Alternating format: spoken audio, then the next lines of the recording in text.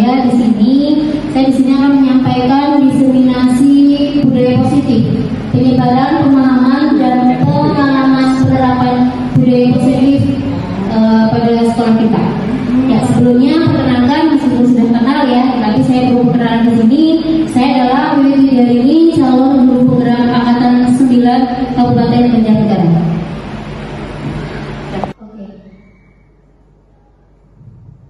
Selamat datang. Yang pertama saya ucapkan selamat datang guru-guru hebat ya, bapak-bapak ibu guru, sekarang juga menjadi guru-guru hebat. Nah, di sini saya akan mengajak mari belajar bersama, berkolaborasi, saling mendukung, kemudian demi mewujudkan disiplin positif di sekolah kita. Ya, sebelum kita lanjutkan untuk menambah hangat suasana kita pada hari ini, kita SBM dulu ya. Ya. Nanti saya menyebutkan satu gitu. Nanti tangan bapak ibu yang kiri itu sambil mengucapkan tek ya, satu. Kemudian yang kanan kiri ya, yang kanan kemudian dor. Kalau saya bilang dua, berarti tek tek dor dor. Ya. Terus kemudian kalau saya bilang tiga, berarti tek tek tek dor dor dor. Ya. Sampai 4 ya. Kemudian kalau saya bilang 4 berarti tek tek tek tek dor dor dor dor. Kemudian kalau saya bilang dor berarti terus gitu ya. Ditembak gitu ya. Oh, siap. Siap? Siap. Sambil berdiri atau duduk? Berdiri, Boy. Oke, sambil berdiri ya biar kita semangat.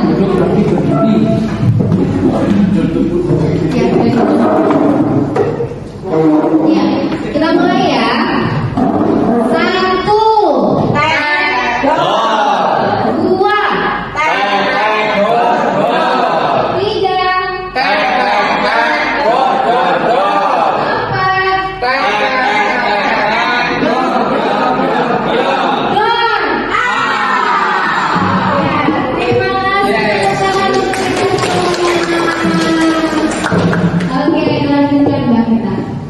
Ya, konsep utama menurut budaya positif itu ada 7. Yang pertama adalah perubahan paradigma belajar, kemudian yang kedua disiplin positif, yang ketiga kebutuhan dasar manusia, yang keempat adalah motivasi perilaku manusia, yang kelima posisi kontrol restitusi, yang keenam keadaan kelas, dan yang terakhir adalah segitiga restitusi. Kita yang akan bicarakan ini ya. Lanjut. Ya, pembelajaran dengan paradigma baru. Pembelajaran dengan paradigma baru dirancang berdasarkan prinsip pembelajaran yang terdiferensiasi, sehingga setiap siswa belajar sesuai dengan kebutuhan dari tahap perkembangan untuk mewujudkan profil pelajar Pancasila. Ya, kita masih ingat ya profil pelajar Pancasila? Masih ingat ya ada berapa dimensi? Oke, ada 6 dimensi. Ya, seperti yang biar kita sudah mengingat ya, apa kemarin ada sebuah akronim atau singkatan makan roti manis ya, makan roti manis, biar kita mengingatnya terus ya. M-nya itu beriman, bertakwa dan berakhlak mulia ya, beriman, bertakwa kepada Tuhan Yang Maha Esa dan berakhlak mulia. Kemudian makan K-nya adalah berkebinekaan global. Kemudian ro-nya gotong royong, T-nya adalah kreatif. Kemudian manis, mandiri, M-nya kemudian isinya adalah kendaraan kritis. Ya. Kemudian kita lanjut yaitu disiplin positif. Ya. Dalam budaya kita disiplin dimaknai menjadi sesuatu yang dilakukan seorang kepada orang lain untuk mendapatkan kepatuhan. Ya. Kita cenderung menghubungkan disiplin dengan ketidaknyamanan. Betul. Ya. Sebagai pendidik, tujuan kita adalah menciptakan anak-anak yang memiliki disiplin diri, ya, sehingga mereka bisa berlaku dengan mengacu pada nilai-nilai universal dan memiliki motivasi intrinsik. Nah, disiplin positif adalah salah satu cara penerapan disiplin yang bertujuan untuk menumbuhkan kesadaran serta memberdayakan anak untuk melakukan sesuatu tanpa sokokan, ancaman maupun hukuman. Ya. Ada beberapa kata ahli ya tentang disiplin positif. Ya, di sini yang pertama menurut Gajah Dewantara adalah di mana ada kemerdekaan disitulah harus ada disiplin yang kuat, ya. Jadi pendidikan merdeka atau pembelajaran merdeka atau kurikulum merdeka yang sedang kita laksanakan itu mengacu kepada disiplin, ya. Kalau disiplinnya kuat berarti di situ adalah ada sebuah kemerdekaan, ya. Kemudian motivasi diri dalam diri. Nah, disiplin positif dengan kata lain berarti kalau orang mempunyai disiplin berarti bisa bertanggung jawab terhadap apa yang mereka lakukan. Kita lanjut pada kebutuhan dasar manusia. Kebutuhan dasar manusia itu ada 5. Coba saya mohon Bapak Ibu menyebutkan satu kebutuhan dasar manusia apa? Iya, kebutuhan tempat tinggal berarti masuknya dalam belonging. Iya, belonging, ya, cinta dan kasih sayang, ya. Kalau kita tempat tinggal berarti, oh, bertahan hidup, ya, makan berarti bertahan hidup. Terus apa lagi? Iya, pakaian, sandal berarti masuknya pada bertahan hidup, kebutuhan pokok, ya, bertahan hidup, ya. Terus selanjutnya ada cinta dan kasih sayang, ya, pasti, ya, yang namanya manusia itu kebutuhan dasar adalah cinta dan kasih sayang, ya, terutama dari orang-orang terdekat kita, dari keluarga, ya, dari teman dan saudara. Kemudian ada kebebasan, ya, atau freedom, dan yang keempat ada penguasaan, ya, atau power, dan yang terakhir adalah kesenangan, ya. Tentunya kita pasti membutuhkan kesenangan, ya, tidak hanya belajar saja, tidak hanya bekerja saja, tapi kita butuh namanya kesenangan, ya, refreshing, healing, ya, seperti kemarin baru saja kita ke Pangandaran, ya, itu adalah sebuah kebutuhan untuk kita, yaitu kesenangan atau hiburan. Ya, lanjut. Selanjutnya pada motivasi perilaku manusia. Sebelumnya pengertian motivasi adalah dorongan yang timbul pada diri seseorang secara sadar atau tidak sadar untuk melakukan suatu tindakan dengan tujuan tertentu. Ini menurut Jan Gosen, yaitu ada 3 motivasi manusia. Yang pertama menghindari ketidaknyamanan, ya, dan hukuman. Nah, murid kita di sini disiplin itu karena adanya hukuman, ya. Kemudian yang kedua mendapatkan imbalan atau penghargaan dari orang lain. Nah, murid kita di sini melakukan disiplin itu karena adanya sebuah imbalan, ya, sebuah pujian misalnya dari Bapak Ibu guru. Kemudian yang ketiga menghargai nilai-nilai kebajikan diri sendiri. Nah, murid melakukan disiplin itu karena sadar atas nilai kebajikan pada dirinya. Nah, kalau di sini di tempat kita kira-kira siswa itu disiplin itu karena apa? Karena hukuman kah? Atau karena ingin mendapatkan imbalan? Atau karena menghargai nilai-nilai kebajikan? Biasanya untuk menghindari hukuman. Iya, kebanyakan yang pertama adalah untuk menghindari hukuman. Nah, kita nanti alihkan.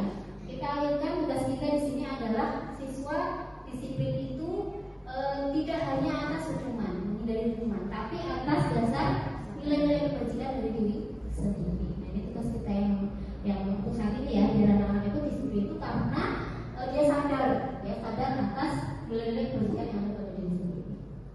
Oke, lanjut. Nah, kita harus beralih pada konsep disiplin dengan identitas sukses, yaitu bahwa kalau disiplin dengan identitas sukses itu ada konsekuensi, ya. Konsekuensi itu seperti apa? Nah, itu penguatan jangka pendek, kemudian perlu monitoring berkelanjutan. Nah, dari konsekuensi itu nanti murid akan menghormati sebuah peraturan. Nah, kehilangan waktu untuk menemui kesalahan. Ya. Nah, selain konsekuensi, konsep disiplin biar sukses itu dengan cara restitusi. Nah, restitusi itu bagaimana? Bertanggung jawab dengan perilakunya, kemudian menghormati diri dengan orang lain, kemudian adanya teori kontrol, yaitu dirinya itu memegang kontrol, dan yang terakhir adalah murid bersemangat memperbaiki kesalahan. Ya, itu konsep disiplin yang sukses, ya. Oke, konsep disiplin dengan pendekatan restitusi tadi. Berarti dari konsekuensi dan restitusi itu nanti mengerucut ke pendekatan restitusi, ya. Pengertian restitusi. Restitusi adalah proses menciptakan kondisi bagi murid untuk memperbaiki kesalahan mereka, sehingga mereka bisa kembali pada kelompok mereka dengan karakter yang lebih kuat. Nah, ciri-cirinya adalah bukan menebus kesalahan, tapi belajar dari siswa sudah terlambat datang ke sekolah. Nah, di sini mereka memang melakukan kesalahan, tapi dari situ tidak langsung dihukum. Nah, kita dengan cara restitusi yang menebus kesalahan yang mereka lakukan. Kemudian menuntun untuk melihat diri sendiri yang lebih baik. Nah, jadi di sini siswa itu kan menjadi lebih sadar tentang apa yang mereka lakukan. Nah, selanjutnya adalah membagi hubungan merupakan tawaran bukan paksaan.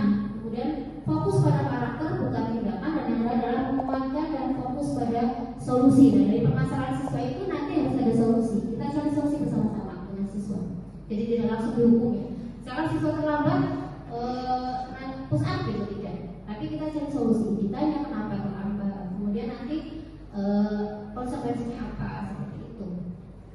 Ya, perbedaan antara hukuman, konsekuensi dan restitusi. Nah, dari tadi yang saya sampaikan ada sebuah kasus, misalkan siswa tidak mengerjakan PR. Nah, kalau hukuman itu guru akan marah dan siswa merasa takut.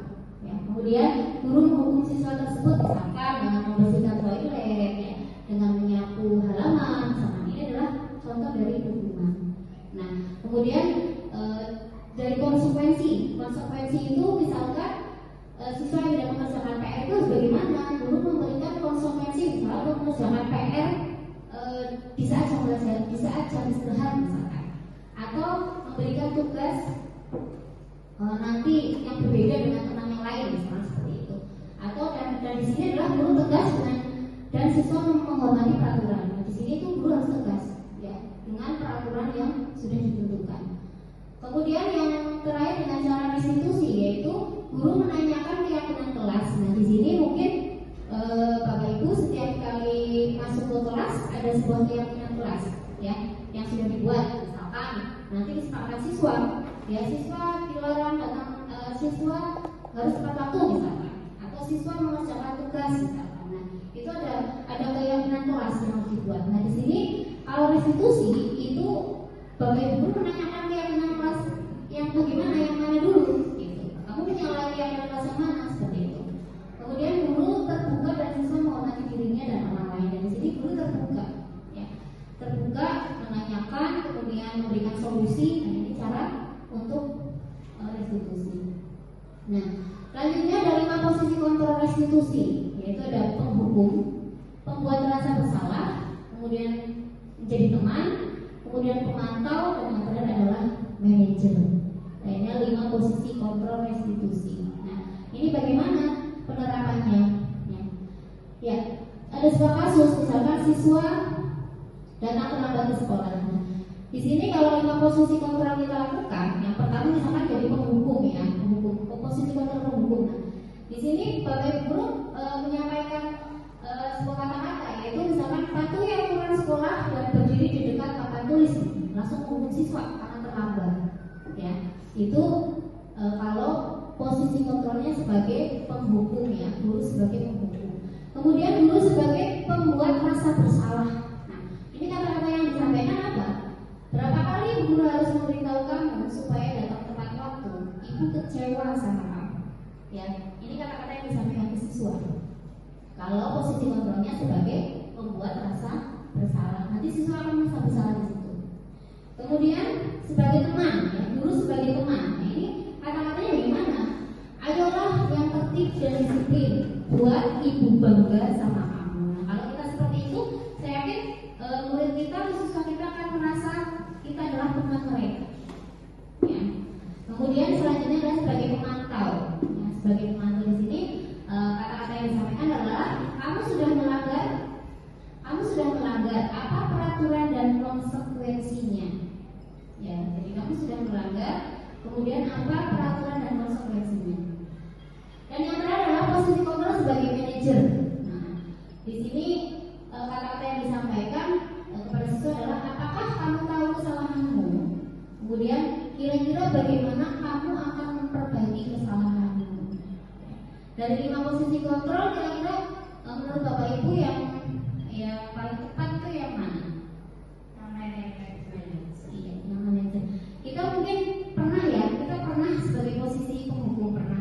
Iya. Sebagai posisi pembuat rasa bersalah pernah juga. Sebagai teman sering. Sebagai pemantau. Iya. Nah, ada sebagai posisi manajer.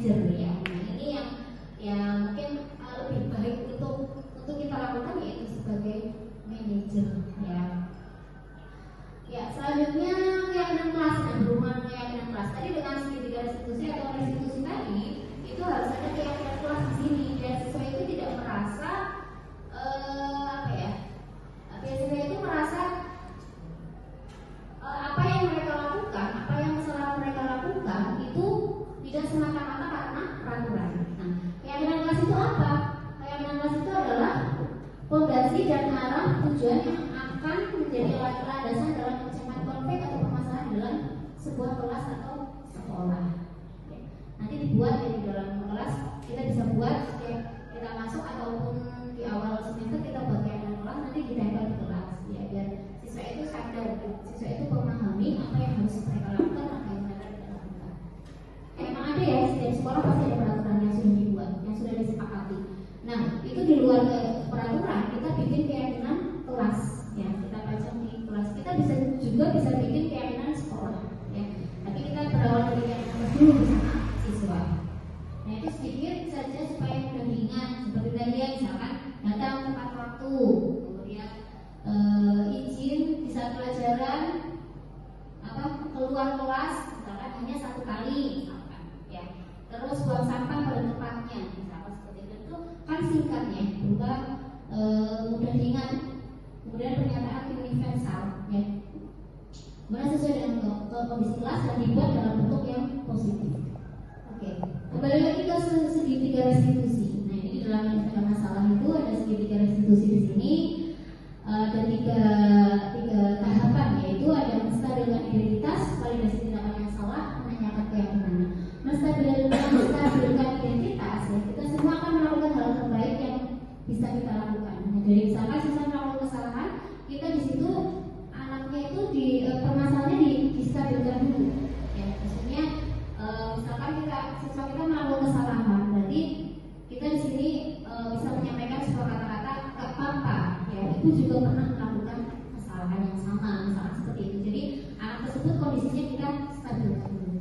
Kemudian yang kedua, validasi tindakan yang salah. Nah, kemudian nanya anak tersebut, ya, kamu melakukan kesalahan karena apa? Ya, nah di situ pasti ada alasannya. Kemudian yang ketiga adalah menanyakan keyakinan. Nah, kita semua memiliki motivasi internal. Keyakinan kembali lagi pada keyakinan kelas yang sudah dibuat seperti itu.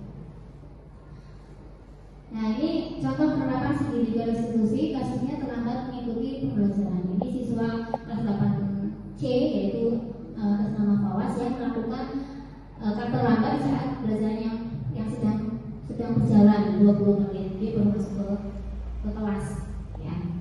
Kemudian saya menerapkan segitiga restitusi untuk menangani kasus ini. Nah, ini yang kasus yang kedua adalah Meika, siswa kelas 8A, sedang pelajaran saya itu mengambil HP, sedang teman-teman semuanya sedang menyaksikan atau menyimak video di HP masing-masing. Tapi tiba-tiba Meika itu karena HP-nya sendiri tidak jelas, akhirnya merebut HP temannya satu bangku. Ya, di sini saya juga mencoba untuk menyelesaikannya dengan segitiga restitusi. Nah, ada sedikit tanggapan dari siswa yaitu dari Fawas ya tentang segitiga restitusi yang saya lakukan.